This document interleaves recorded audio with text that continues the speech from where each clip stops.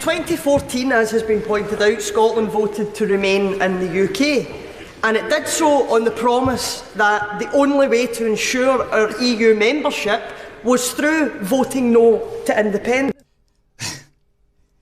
You know, in the last 3 or 4 months, I've heard near enough every single SNP, MSP taking their turn at repeating this claim.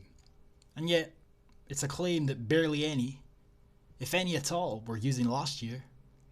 Really makes you think. Out of all the things that I really can't stand the SNP for, I think this has got to be one of my biggest points of contention.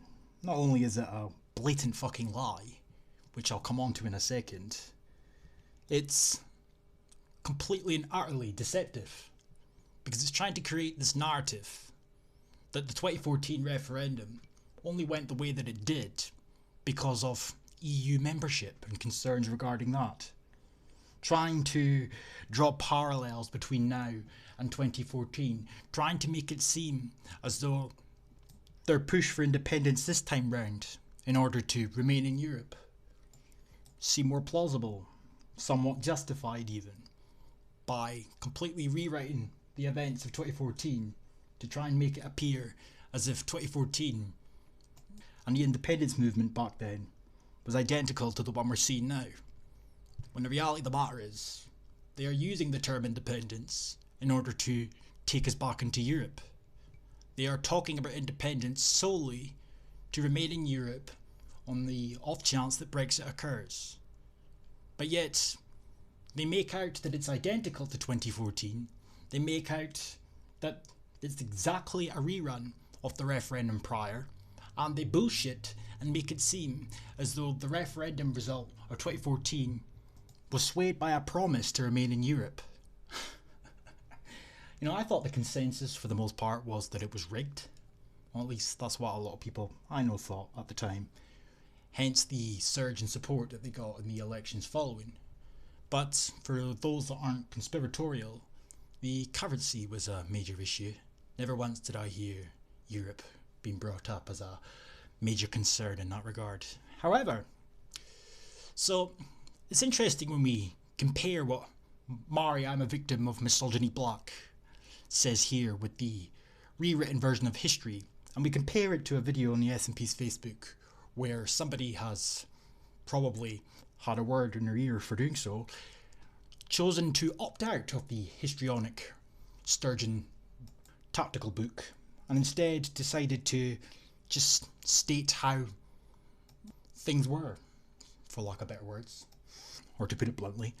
In 2014, Scotland had the first independence referendum. The No campaign said Scotland would get maximum devolution if we voted no. They claimed Scotland would stay in the EU if we rejected independence. They claimed Scotland would stay in the EU if we rejected independence. Talk about stating the obvious. You might as well have just said they claimed Scotland would stay in the UK if they rejected independence. But it's a clear difference to the histrionic version of events that Mari Black and the rest of the SNP tend to parrot, that we were promised and we were ushered into thinking the only way to retain that integral and vital EU membership was to vote to remain within the UK. It's the only way to save the membership. But yet, this video, they claimed Scotland would stay in the EU if we rejected independence. Stark contrast. However, talk of a EU referendum was already starting to hit mainstream media well before the referendum in 2014. In May of 2014, David Cameron had already said that an in-out referendum on the EU by 2017 will be a cast iron pledge, going on to say, can you give me a cast iron guarantee that a David Cameron-led government will give Britain an in-out referendum within 2 years? Yes, absolutely. We will hold that referendum by the end of 2017. It will be a referendum on an in-out basis. Do we stay in a reformed European Union or do we leave?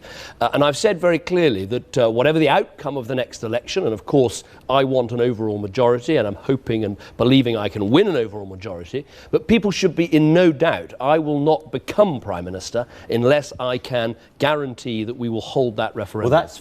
And on top of that, we had the SNP claiming at the time, or in the run-up to the referendum, that we would stay within the EU if we had voted for independence. And then they got caught out a bit on their bullshit, if people can recall. Alex Salmond spent 20 grand keeping secret non-existent EU legal advice. Helmut Head, the Deputy Minister, suddenly announced the case was being dropped last year because no specific legal advice existed, but it was not previously known how much public cash had been wasted.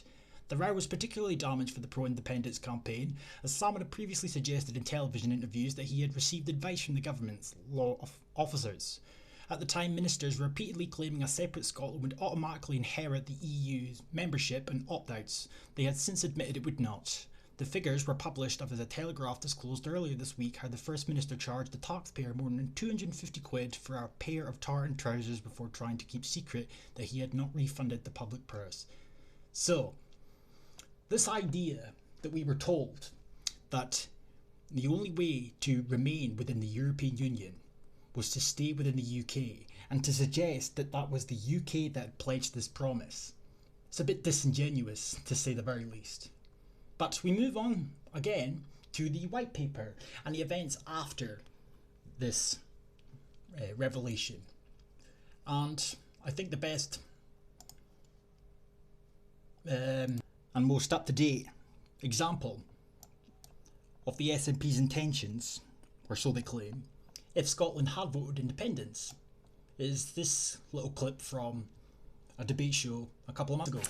Well, in 2014, had Scotland won independence, we would have been out of the EU immediately with no guarantees of getting back in. So what you're saying now isn't the same as what you would have said in 2014.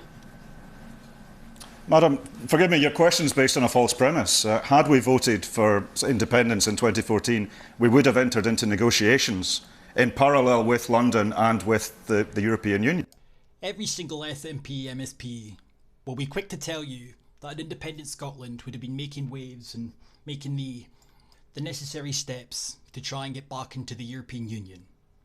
So, in order to sit there and make out that Scotland voted to remain in 2014 because the only way that they felt that they could stay within the EU, because that's what it was all about, was to remain in the UK, but then in the next breath have the SNP tell us relentlessly at the time and even now that they had every intention of taking us back into the European Union. It kind of goes without saying that the idea that people voted to remain in the UK solely to protect their EU membership is a fucking lie. But it keeps being peddled repeatedly and repeatedly. Then we come to the elections that followed after 2014. SNP win 56 out of 59 seats. Then they won another historic win, I think 57 seats? 2 seconds, sorry. No, sorry, they won 63 seats, too short of a majority. Now, it was generally accepted at the time that this was due to momentum from 2014 because of the way the referendum result had gone, leading many people to think, as I said before, that it was rigged. Regardless of that fact, it ties in nicely with another talking point that comes up repeatedly from the SNP, without the context, without the reasons as to how the result went the way that it did. And that is this. And it did so on the promise that the only way to ensure our EU membership was through voting no to independence. 2016 came, we had another referendum, and Scotland, my constituency, and every other constituency in Scotland voted to remain in the EU. But why did they vote to remain in the EU? See, they love to do this. They love to make out to the public at large that Scotland voted to remain in the EU, and in 2014 they voted to stay in the UK because they were so desperate to hold on to that integral EU membership. But they don't tell you everything there is to know in regards to the context. All the additional information that they tend to leave out because it doesn't suit their fucking narrative. Their disingenuous, manipulative, deceptive bullshit. Their tactics, commendable, granted, because they're managing to dupe a fuck ton of people. But, nonetheless, why did they vote to remain in the EU? Well, that's because Helmet Head had come out specifically and told that surge in support from the previous 2 elections to vote a specific way. But if you're basing your decision on what it means for independence, let me be very, very clear. The only sensible and logical vote is one for Scotland to remain in Europe. Riding the wave of momentum from the independence referendum of 2014, she then tells this newly found support to vote a specific way. Why independent supporters should vote to remain in the EU this Thursday, telling them all specifically that voting to leave, the outcome of leaving the EU meant the premise for independence will not arise. So naturally, people voted a specific way. It's got fuck all to do with some die-hard EU loyalty, contrary to what the SNP will have many believe. I'm getting sick of fucking hearing about how it's independent supporters and unionists, because there is a third particular group of people, or 4 if you want to include people that don't give a shit either way. But the third group being people that want independence, people that would be happy with independence, but they don't want to be part of the EU. And the SNP are deliberately trying to deceive the public into thinking that that is what is best for this country. And not only that, they are building a case for independence in order to get themselves back into the EU. If the referendum result in 2016 had gone differently, and instead the UK as a whole had voted to remain in the EU, do you think we'd be talking about independence now? And if you really think that the SNP have only wanted independence and that's all they care about, then why didn't they vote for Theresa May's deal? And for anybody that sits and hangs off every word that these fucks tend to say, with their short memories and their warped version of reality, when they go on about how Scotland's always been a European nation, bollocks. Take a look at this before I leave.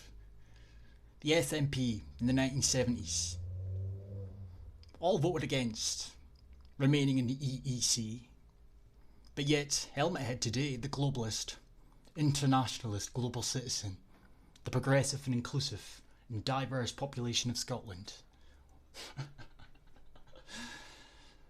William Woolf warned that involvement in the EEC would plunge Scotland into a political dark age of remote control and undemocratic government.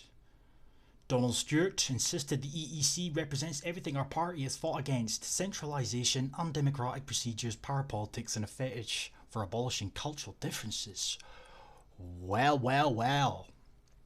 Winnie Ewing warned that a vote to stay in the common market would be a tantamount to a death warrant, destroying Scotland's hopes of long-term economic prosperity. Fishing industries, anyone? MacDonald told voters that sovereignty, or the rights of Scots to determine their own destiny, was the main issue of the campaign. The SNP's president, Robert McIntyre, agreed Scots, he proclaimed, should vote to withdraw not only because of economics, but because all human communities must be able to make their own decisions about their own future. And in about 5 years' time, there ain't one country in that European Union will be able to make their fucking future for themselves.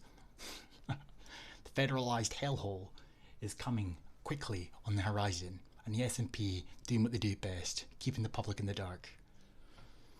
Peace.